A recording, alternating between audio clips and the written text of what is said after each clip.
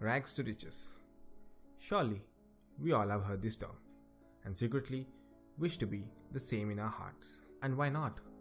Who doesn't want to make big bucks and live life king size? Plenty of such stories make their way to the newspaper every other day and inspire us to take the path less trodden and go down in the history books. But is it all as rosy as it seems? I'm afraid not. Just like the two sides of a coin, every story has a flip side too. Hello everyone, this is Team Infobook, and today's video throws light on some of the darkest corporate controversies of our times that shook us to the core and took India by surprise. First in our list is the latest ousted chairman of the $100 billion Tata Group, Mr. Cyrus Mistry. High qualifications, a sound business background made Mistry the perfect choice for the Tata board to be appointed as a chairman of the huge empire. Everything was going on well since 4 years until recently the board decided to withdraw their decision, not only replacing him with his predecessor Mr. Ratan Tata as the chairman, but also releasing him from most of the key positions he held in the group. Mistry's way of handling certain sensitive issues was the cause for the same. Next up is the king of good times, Vijay Mallya. From owning private yachts to private jets and having a large number of bungalows all over India, Vijay Mallya lived life king size, owning a number of businesses ranging from sports, liquors and airlines. However, his over-ambitiousness led to his downfall when the Kingfisher Airlines was grounded owing bad financial conditions. The situation became such that he was removed as the chairman of the United Spirits Limited.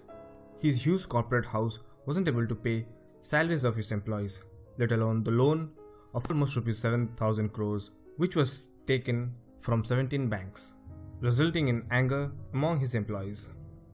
Fearing arrests and other legal activities, he had to leave India. Since then, despite several efforts, the government has not been able to bring him back.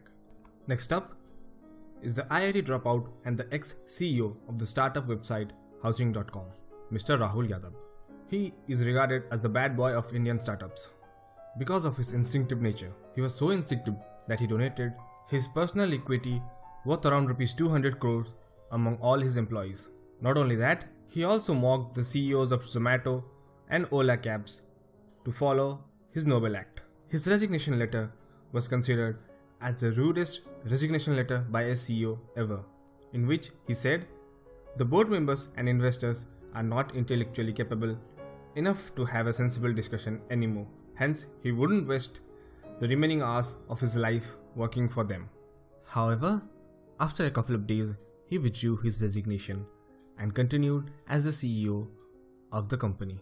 A few months later, the board asked Mr. Rahul Yadav to step down as the CEO, citing his poor behavior towards the investors and the media persons. Next in the list, we have Mr. Subrata Roy. He is the founder and chairman of Sahara, India. Born in a middle-class family, his story made us believe that dreams can come true.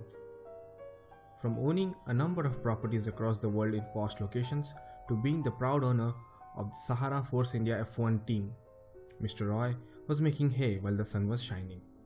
Until February 2014, when the Supreme Court of India ordered the arrest of Mr. Subrata Roy for Sahara India Parivar investors fraud case, in which he failed to return an amount of Rs 24,000 crores plus interest to his investors as promised, leading to outrage and anger among public, which shattered his image permanently. Next in the list, we have Manish Murthy. Having qualifications like IIT and IIM, when Manish Murthy was hired by Infosys, it was stuck at $2 million revenue annually, and it had already been a decade since Infosys was founded. Within 2 years of him joining, the company picked up lucrative projects in Asia and Europe, helping Infosys clock $700 million in the next 10 years, making him to be appointed as the director of Infosys in the year 2000.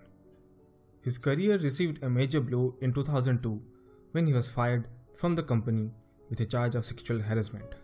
After that, he founded Quinton Services, which was later acquired by iGate. On the back of such astounding success in Infosys, Manish became the president and CEO of iGate in 2008, changing iGate's fortune, leading the company to take over Patni Computers, which once bred the founders of Infosys. But as they say, habits die hard, and so was the case of Manish Murthy. For the second time in his career, Manish Murthy got involved in a relationship with one of his subordinate employees, and reports of sexual harassment came to fore soon. An internal investigation showed that Murthy failed to report his relationship with the employee but didn't violate the sexual harassment policy of the company.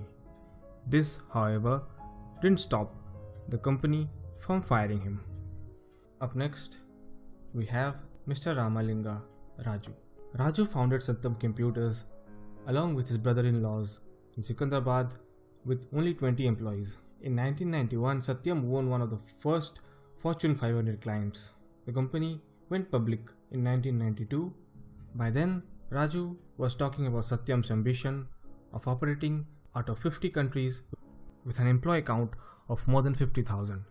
Then came one of the biggest shocks that shook the IT industry. A careless acquisition attempt involving the Mehtas in December 2008 led to the corporate governance concerns among the Indian investors and plunge in the share market of Satyam.